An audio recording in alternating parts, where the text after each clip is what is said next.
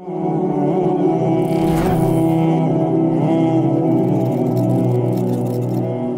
اللہ الرحمن الرحیم۔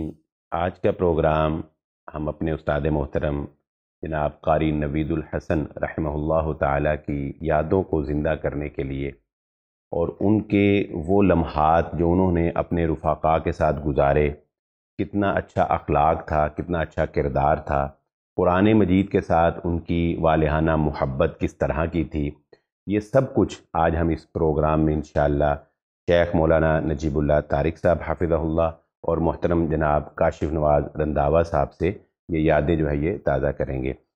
سب سے پہلے شیخ نجیب اللہ طارق صاحب، استاد جی آپ سے یہ پوچھنا چاہوں گا کہ قاری نوید الحسن صاحب قاری تو تھے ہی، لیکن ان کی شخصیت کا جو ایک مزاج تھا وہ کیسا تھا؟ مطلب بعض لوگ خوشک مزاج ہوتے ہیں، بعض لوگ بہت زیادہ فنی مزاج ہوتے ہیں، قاری صاحب کا مزاجن کیسی طبیعت تھی؟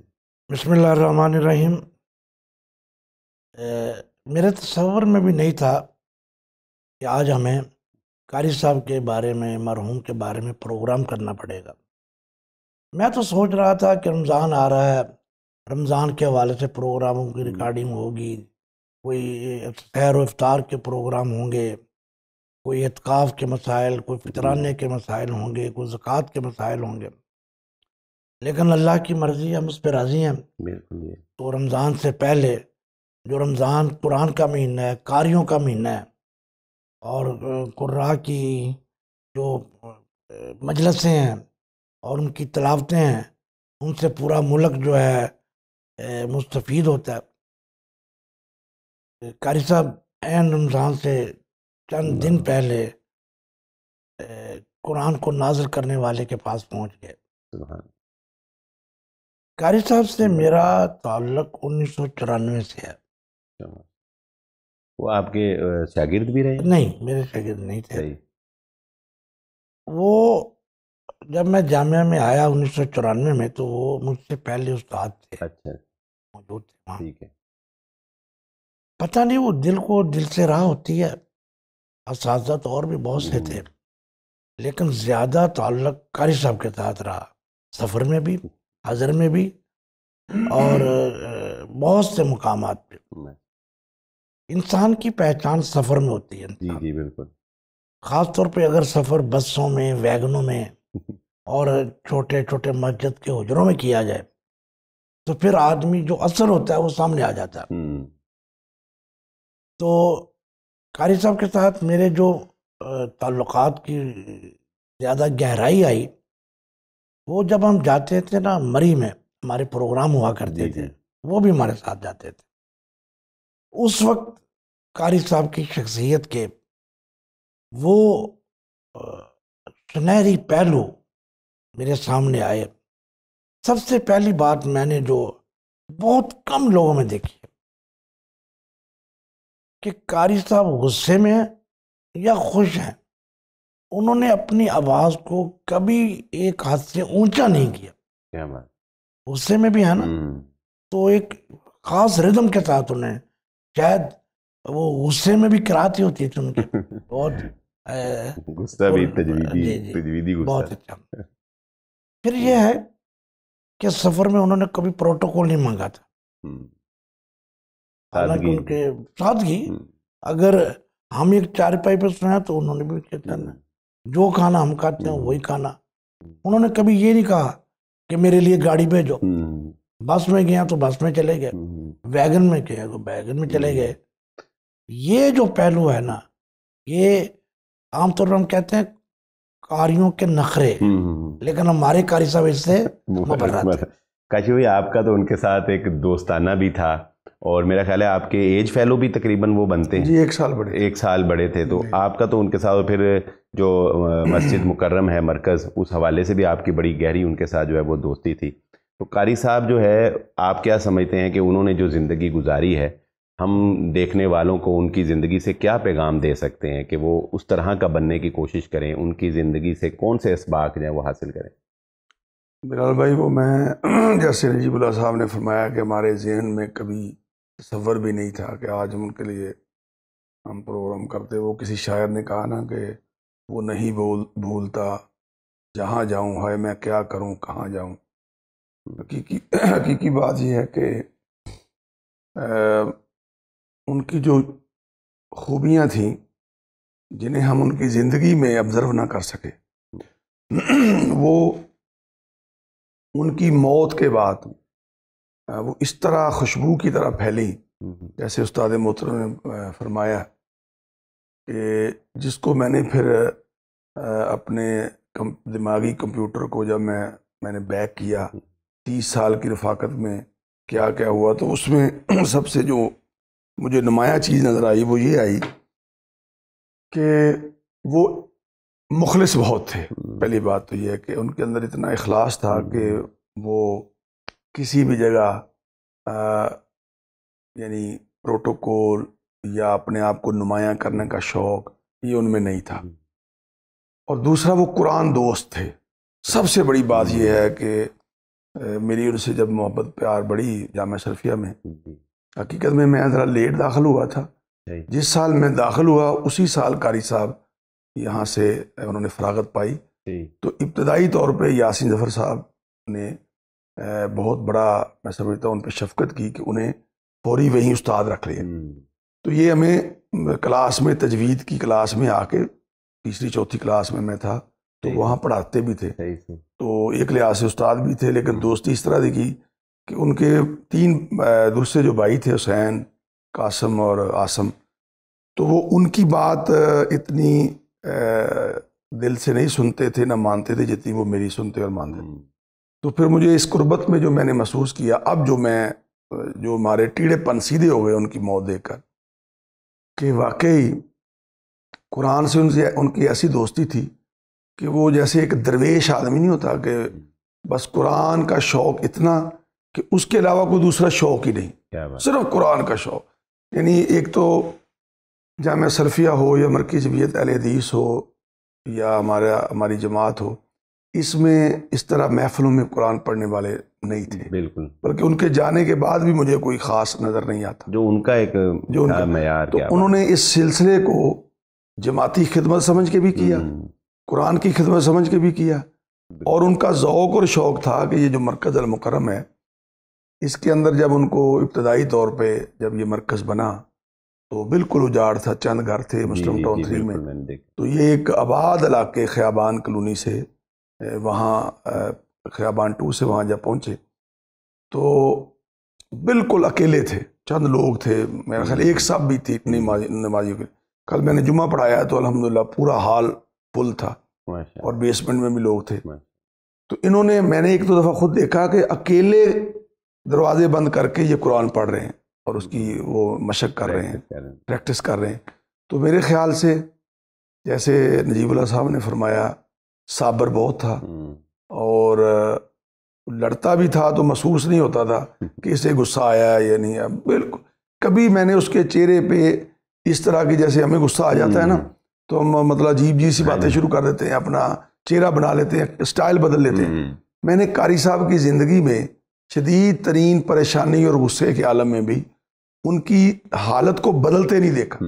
وہ ایک ہی حالت میں کوشش کرتے تھے، رہتے تھے، اور اس کا اخلاص اور قرآن دوستی اور قرآن کی آیات کو اپنی جماعت کے سٹیج سے منوانا، پڑھنا اور یہ بتلانا کہ اہل حدیث جماعت میں بھی لوگ قرآن پڑھنے والے ہیں، یہی اس کا صلہ ہے کہ وہ اپنے انجام کو جو پہنچا تو لوگ رشک کرتے ہیں. کاشف بھائی، آپ کی بات سے میں نے ایک بات اخذ کی ہے کہ آپ نے اپنے گفتگو میں کہا کہ یہ بھی کیا ہماری اندر ایک کمی پائی جاتی ہے کہ جب کوئی انسان باقاعدہ حیات ہوتا ہے، ہمارے سامنے ہوتا ہے، تو ہم اس کی اس طرح سے قدر نہیں پہچان پاتے، اور جب وہ رخصت ہو جاتا ہے تو پھر ہمیں یاد آتا ہے کہ او ہو یہ تو بڑا ہی ایک ہیرا تھا جو ہم نے کھو دیا، اس سے ہم یہ بھی کروا سکتے تھے، یہ بھی کروا سکتے تھے. تو آپ کیا سمجھتے ہیں کہ قاری صاحب کی بھی اس طرح نقدری شاید ہم نے کی؟ کہ میں یہ سمجھتا ہوں کہ ابھی تک میں اگر آپ دیکھیں کہ ان کا پورا قرآن جو ہے، مختلف تلاوتیں تو موجود ہیں، لیکن ان کا پورا قرآن جو ہے وہ ہم کہیں پورا ریکارڈ کر کے نہیں آج تک جو ہے وہ کر سکے. کیا یہ کمی نہیں ہے ہمارے اندر؟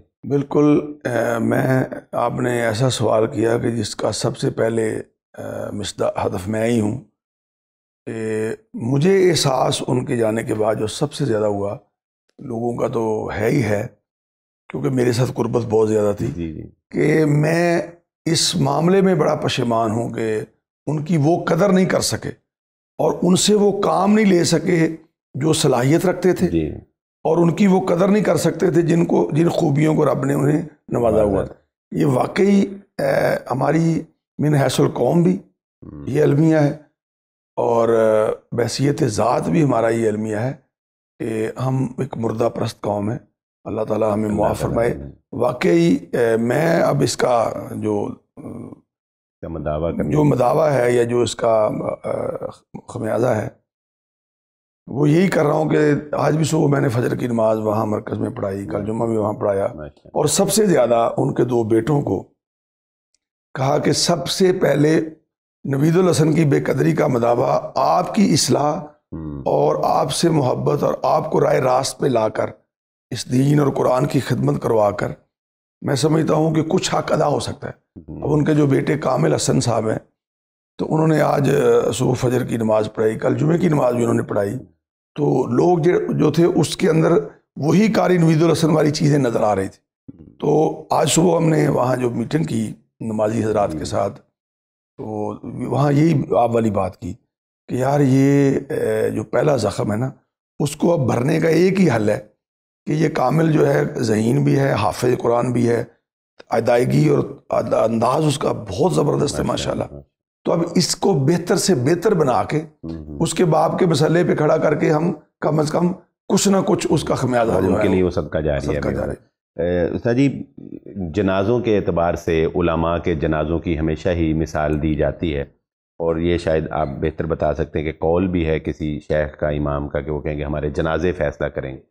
شیخ نوید الحسن صاحب، قاری صاحب کا جنازے کے حوالے سے، کیونکہ آپ ماشاء اللہ 30 سال سے جامعہ سلفیہ سے وابستہ ہیں، تو کیا ان کے جنازے میں آپ نے کیا دیکھا ہے لوگوں کی وابستگی؟ اللہ اکبر۔ جنازہ تو یہ ظاہر کرتا تھا کہ قاری صاحب نہ صرف فیصلہ آباد کے افراد کے دل و دماغ میں ایک مقام رکھتے تھے، بلکہ پورے پاکستان سے لوگ آئے، جو نہیں آ سکے وہ بیچارے اپنے افسردہ تھے۔ میں نے اتنا بڑا جنازہ جامعہ سلفیہ میں بلکہ بہت کم ویسے ہی دیکھے۔ یہ پہلا موقع ہے کہ پورا جامعہ، پلاٹ، کلاس روم، مسجد کے تینوں حال، راہداریاں، حتیٰ کہ جمیل آباد کی گلیاں، یعنی کہ یہ کبھی ہوا نہیں تھا۔ ان سے پہلے جو سب سے بڑا جنازہ ہوا تھا وہ مولانا داؤد مدنی رحمۃ اللہ علیہ کا ہوا تھا۔ تو اس بات کے علاوہ میں کاشف صاحب کی بات کو یا آپ کا جو درد ہے اس کو آگے بڑھاؤں گا۔ کاشف صاحب، آج اگر کسی جگہ میں دیکھتا ہوں نا کہ 2 لوگ کسی آدمی کی تعریف کر رہے ہیں، مجھے ڈر ہوتا ہے کہ وہ آدمی مر گیا۔ میں کہتا ہوں یار یہ اس کی تعریف ہو رہی ہے، جو مر گیا کہیں۔ قاری صاحب کے حوالے سے بات بہت عجیب سی میں کرنے لگا ہوں۔ شاید قاری صاحب کو اندازہ ہو چکا تھا لیکن وہ بتا نہیں رہے تھے۔ اس سال انہوں نے جامعہ میں وقفے کے دوران جو ایک حال بنا قرآن حال، وہ ہمیشہ کیا کرتے تھے بیٹھ کر، اور ان کے بعد پورے جامعہ میں گونجتی۔ یہ اس سال کیا انہوں نے، پہلے بھی کرتے تھے لیکن جس تواتر کے ساتھ اور پابندی کے ساتھ اس سال انہوں نے قرآن حال میں تلاوت کی ہے۔ پہلے ہمارے قاری عنایت اللہ صاحب بھی کرتے تھے، اور بھی قاری صاحب کا جو تذکرہ چلا تو ایک خوبی میں نے بھی بیان کرنی ہے۔ ضرور۔ میں نے قراء حضرات کو دیکھا ہے، بعض کو جب وہ تلاوت شروع کرتے ہیں اس طرح کرتے ہیں، اور ان کے پیچھے جسم میں اکڑاؤ ہوتا ہے، اور قاری صاحب بالکل اس طرح بیٹھ کے تلاوت کرتے تھے اور ان کے جسم میں کوئی اکڑاہٹ نہیں ہوتی تھی، ہلچل نہیں تھی، بالکل نرم، اور اس طرح تھا کہ یہ ایک فطرتی انداز میں قرآن پڑھ رہے ہیں۔ اب اس بات کو بیان کرنے کی ضرورت نہیں ہے، قراء تو بہت ہیں پوری دنیا میں۔ ہمارے گھر میں میرا بیٹا عبد المجید، میں، میری اہلیہ، ہم سب کو سب سے زیادہ اچھی تلاوت قاری نوید صاحب کی لگتی جی حقیقت چنانچہ آپ کو یاد ہوگا رمضان میں یہاں آیا کرتے جی تھے جی بالکل جب ہمارا ختم قرآن ہوتا تھا تو جب قاری صاحب ادھر ہوتے تھے تو میں ان کو بلاتا تھا اور وہ یہاں تلاوت کر کے جاتے تھے اور ساری مسجد کے لوگ کہتے تھے ہاں پروگرام مختصر ہوتا تھا صرف قاری صاحب کی تلاوت ہی ہوتی ہے. استاد جی قاری صاحب جو ہیں اور رنداوا صاحب بھی اس بات کو بڑی اچھی طرح جانتے ہیں کیونکہ انہوں نے بھی آپ نے میرے خیال ان کے ساتھ مصری قراء کو بلا کے محفلیں اس نے قرات وغیرہ کروائی ہیں. تو کوئی ایسی بات کیونکہ قاری صاحب کا قرآن اور قرآن پڑھنے میں جو مصری قراء ہیں وہ پوری دنیا میں اپنا ایک نام رکھتے ہیں, ایک امتیازی ان کا مقام ہے, لیکن قاری صاحب ان کے ساتھ بیٹھ کر تلاوت کرتے تھے. تو آپ کے ذہن میں کوئی ایسی بات, کوئی ایسا واقعہ ہو کہ کبھی مصری قراء نے قاری صاحب کے بارے میں کوئی بات کہی ہو؟ جی یہ کئی دفعہ ہوئی ہے, بلکہ لاسٹ ٹائم کل بھی وہ مصری ان کے گھر تعزیت کے لیے آئے ہوئے تھے جن کے ساتھ وہ گزشتہ ہفتہ پورا سفر میں رہے. باول پور گئے, گجرانوالہ, سیالکوٹ گئے, اسلام آباد, تو خیر وہ خود تھے, کراچی جا رہے تھے, وہ بائی روڈ جا رہے تھے, یہ بائی ایئر جا رہے تھے. تو ہمارے مرکز میں کئی دفعہ قرآن رات آئے. قاری صاحب مجھے بھی کہتے تھے, میں بھی جایا کرتا تھا ان کی مجلس میں, تو وہ یہی کہتے تھے کہ یہ بندہ ہمارے وطن کا ہے لیکن رہتا آپ کے وطن میں ہے. اور اس میں جو جھلک ہے بڑی پیاری وہ مجھے یاد ہے کہ شروع میں مجھے اس قاری صاحب کا تو نام یاد نہیں, تو وہ مصری قاری تھے تو باتیں ہونے لگی.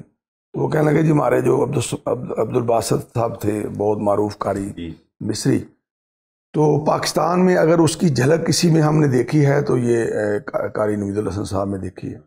اور اسی وجہ سے وہ باقی بھی پاکستان کے قراء حضرات ہوں گے ان کے واقف, اور وہ ان سے ایک دوسرے کے محبت کرتے, لیکن نوید الحسن سے مصری کا قراء جو تھے نا وہ اس لیے بھی پیار کرتے تھے کہ نوید الحسن جو ہے وہ مصری طرز کے بالکل قریب قرآن پڑھتا ہے. اور جیسے نجیب اللہ صاحب نے فرمایا, یہ قاری عبد الباسط کو بھی ہم نے اللہ تعالیٰ ان کی مغفرت فرمائے دیکھا ہے یوٹیوب پہ, تو وہ بھی نا زیادہ مطلب جیسے قاری پہلے وہ اپنا سانس لمبا لینے کے لیے ہوا بھرتے ہیں, لیکن قاری صاحب ماشاءاللہ بالکل بڑے اعتماد سے بیٹھتے. اور اس میں بلال بھائی میں ایک چیز اور ایڈ کرنا چاہ رہا تھا, قرآن کی عظمت میں اور قرآن کی رفت میں اور قرآن کی دوستی میں تو کوئی گنجائش نہیں ہے کہ اس میں کوئی یعنی کوئی پول ہو یا کوئی کمی ہو, کجی ہو. وہ تو بلند ہے اور بلند کر دیتا ہے. اصل میں جو قرآن کا تقاضا ہے کہ جو صاحب قرآن ہو, قرآن پڑھنے والا ہو, قاری ہو, اس کا مفسر ہو, عالم ہو, اس کا تقاضا ہے خودداری.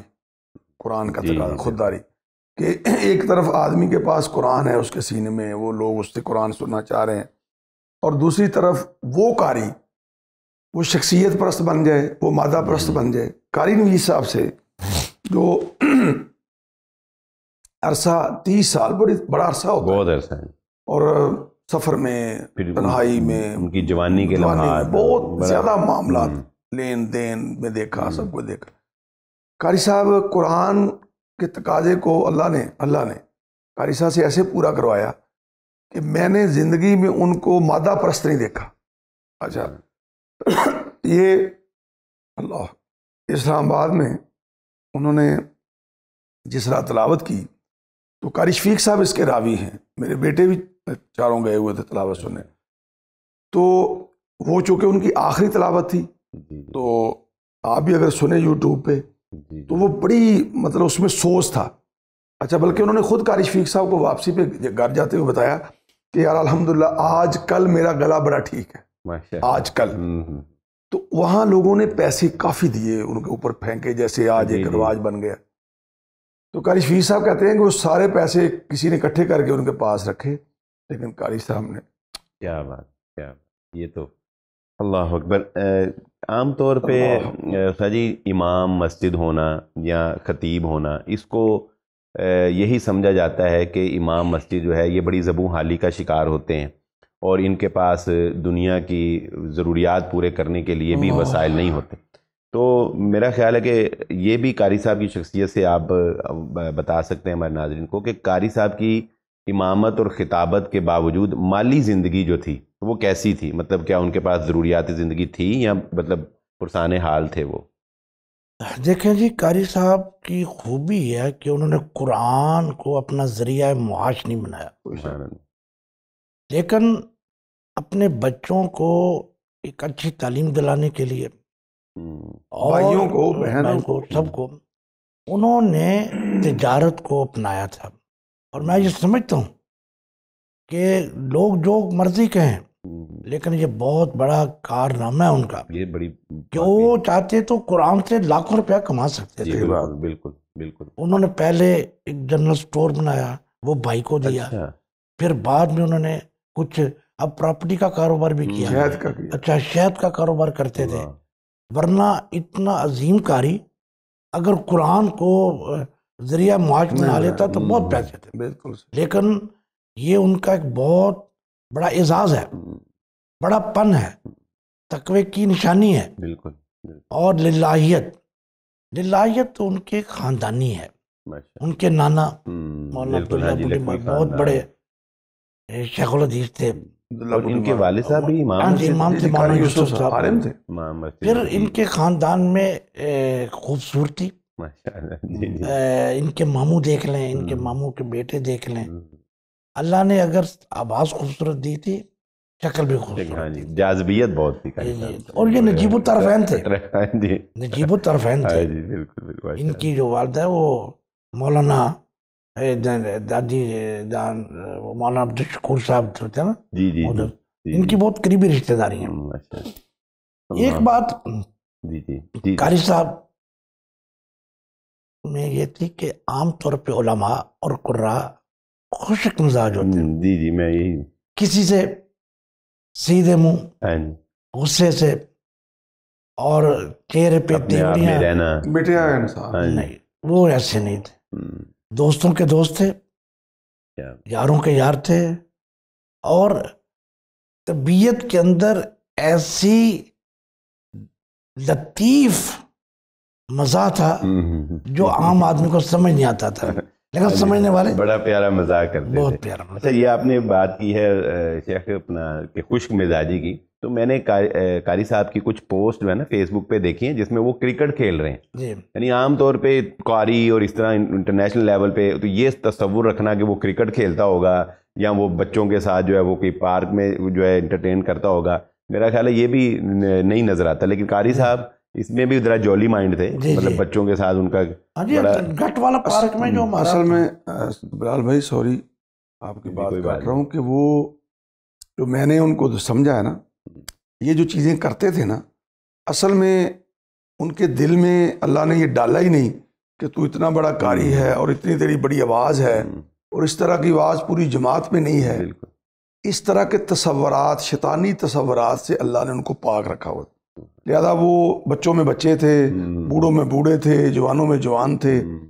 اور سب سے جو چیز میں نے ان کی دیکھی، جو نوجوان قراء کے لیے، ہمارے لیے اور ہمارے بچوں کے لیے، ان کے بچوں کے لیے، پوری قوم کے بچوں کے لیے جو ضروری ہے وہ یہ ہے کہ قاری صاحب جیسے آپ نے فرمایا، دیکھیں یہ 22 سال کے تھے جب ان کے والد صاحب فوت ہو گئے اور یہ جامعہ میں پڑھتے تھے، اسی گول مسجد جہاں حافظ شریف صاحب جمعہ پڑھاتے ہیں، تو ان کے صدر حاجی بشیر صاحب تھے، تو انہوں نے کہا کہ جی ہم ان کو ادھر ہی جگہ دیتے ہیں، اپنے باپ کی جگہ ہی یہ نمازیں پڑھائیں، وہی ان کی خدمت ہوگی، وہی جگہ، وہی رہائش وغیرہ۔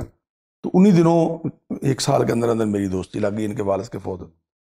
اچھا، میں نے ان کو شروع میں اس وقت یہ شہد کا بھی کاروبار نہیں کرتے تھے، اچھا تھوڑی سی تنخواہ ہوتی تھی جامعہ سے اور مسجد سے، قناعت پسند بہت تھے، یعنی بلا ضرورت اور بلا وجہ اخراجات کے سخت مخالف تھے، مطلب ایک کپڑے میں اور ایک جوتے میں وہ گزارا کر لینا بہت مناسب سمجھتے تھے، چاہے جائے کہ وہ کسی سے ادھار پکڑیں، قرض پکڑیں یا پیسے کا ضیاع کریں۔ یہی سبب تھا کہ انہوں نے اپنے 3 بھائی اور 3 بہنیں، ان کی شادیاں کی اور اپنی والدہ کو بھی سنبھالا، بھائی کو پڑھایا اور ان کو ان کے مقام پہ پہنچایا۔ پھر انہوں نے بعد میں یہ کاروبار شہد وغیرہ کا، پراپرٹی کا کیا۔ لہذا 2 اہم چیزیں، ایک وہ پیسے کے حریص نہیں تھے، دوسرا ضرورت کے مطابق وہ پیسہ رب سے مانگتے بھی تھے اور کماتے بھی تھے، ضرورت سے زیادہ ان کی ڈیمانڈ ہی نہیں تھی، زیادہ پیچھے اتنے بڑے جائیدادیں چھوڑ جو نہیں، یعنی جتنا ان کو وقت ان کی یہ تھوڑے سے ایک دو کام کیے تھے، ان کے علاوہ جو جتنا وقت ملتا تھا، جیسے یہ کہہ رہے ہیں قرآن حال میں وہ قرآن پڑھتے رہتے، جی وہ زیادہ قرآن کی طرف ان کی رغبت تھی، اسے پڑھنے کا شوق تھا۔ اب دیکھیں یہ مسلم ٹاؤن جو گئے تو وہاں تو سیلری بھی کوئی نہیں تھی، جماعت ہی نہیں تھی، ہاں جی، وہاں نمازی ہی نہیں بڑی تھے، قربانی ہے ان کی، تو انہوں نے 2 سال تک تو وہاں لیا ہی کچھ نہیں۔ ابھی بھی ان کو معمولی سی ایک خدمت ہوتی تھی، لیکن وہ قناعت پسند بہت تھے۔ ایک بات پہلو جو ہے یہ بھی بڑا ضروری ہے کہ ہم اس پہ ڈسکس کریں، کیونکہ آپ نے ان کے ساتھ جو وقت گزارا ہے، آپ بھی جامعہ سلفیہ میں ٹیچر، وہ بھی جامعہ سلفیہ میں ٹیچر، تو عام طور پہ ایک مدرس اور بالخصوص مدرسے کا جو مدرس ہوتا ہے نا، اس کے بارے میں ہمارے معاشرے میں یہ کنسیپٹ پایا جاتا ہے کہ یہ لوگ شاگردوں کے ساتھ بڑا برا سلوک کرتے ہیں، مطلب بیجا مارنا اور ان سے خدمتیں کروانا اور ان کے اوپر بہت زیادہ جو ہے وہ سختی کرنا۔ تو ایک استاد اور شاگرد ہونے کی حیثیت سے آپ نے قاری صاحب کو بحیثیت استاد ان کے شاگردوں میں کیسا پایا کہ وہ کیسے شاگردوں کے ساتھ ڈیل کرتے؟ قاری صاحب جامعہ کے طلباء میں مقبول ٹیچر تھے۔ اس کی ایک بنیادی وجہ ہے، ایک تو جو فن ان کے پاس تھا وہ کسی اور کے پاس نہیں تھا۔ یہ ہوتا نا کہ چلو اگر وہ غصے والے بھی ہوتے تو طالب علم کہتے چلو کسی نہیں، وہ تھے بھی اکیلے فن میں بھی، اور طلباء کے ساتھ عام طور پہ قاری مارتے ہیں۔ جی میں نے قاری صاحب کے بارے میں قطعا نہیں سنا کہ وہ کلاس میں بچوں کو مارتے ہوں۔ اچھا، وہ ویسے بھی عمومی زندگی میں اپنے بچوں کے ساتھ، اپنے بیٹوں کے ساتھ، مسجد کے نمازیوں کے ساتھ، اپنے دوستوں کے ساتھ نرم طبیعت کے مالک تھے، رحماء بینہم جس کو کہتے ہیں نا، وہ اس کی شخصیت کے مالک تھے۔ ایک بات میں اور کہنا چاہتا ہوں کہ قاری صاحب کے چہرے پہ نا ایک ہلکی سی مسکراہٹ رہتی تھی، غصے میں بھی۔ اور مجھے وہ حدیث یاد آتی ہے حضرت کعب بن مالک کی کہ جب نبی علیہ السلام کے پاس گئے، تبسم مغضبن، وہ بات ہم تو ہنستے ہوئے بات کریں تو ہمارے اوپر غصہ ہوتا ہے، اور وہ غصے میں بھی کریں تو مسکراہٹ ہوتی ہے۔ یعنی بڑی پیاری، تو پھر کہنا چاہیے نا، ہم تڑپ کے رہ گئے، وہ مسکرا کے چل دیے۔ اللہ، بہت شکریہ۔ آج اسی بات سے پروگرام کا اختتام کرتے ہیں۔ میں شکریہ ادا کرتا ہوں شیخ نجیب اللہ طارق صاحب کا، اور بہت شکریہ کاشف صاحب آپ کا بھی۔ ناظرین، استاد محترم نوید الحسن لکھوی صاحب ہم میں نہیں رہے، لیکن ان کی یادیں جو ہیں وہ ہمیشہ ہمارے ساتھ رہیں گی، اور ان کا وہ قرآن جو انہوں نے پڑھا، جو آج جدید ٹیکنالوجی کی وجہ سے محفوظ بھی ہے اور جگہ جگہ جو ہے وہ سنا جا رہا ہے، تو آپ ان کی نیکیوں کا اندازہ لگا ہی نہیں سکتے، کیونکہ ایک حرف کے بدلے جو ہے وہ 10 نیکیاں جو ہیں وہ لکھی جاتی ہیں۔ اگر آپ ان کے شاگردوں کا اندازہ لگائیں تو جتنے بھی ان کے سینکڑوں کی تعداد میں شاگرد ہیں، وہ جب قرآن کا ایک حرف پڑھیں گے، وہ 10 نیکیاں جو ہیں وہ شمار کر کے قاری صاحب کے نامہ اعمال میں جمع ہوتی جائیں گی، اور جب ہم ان کا قرآن سنیں گے، ان کے حرف پر جو ہے وہ نیکیاں ان کے نامہ اعمال میں شامل ہو جائیں گی۔ ان کا شمار صرف رب العالمین کی ذات ہی کر سکتی ہے، انسانی کیلکولیشن سے یہ شمار بھی مبرہ ہے۔ اسی کے ساتھ اجازت دیجیے، اللہ حافظ۔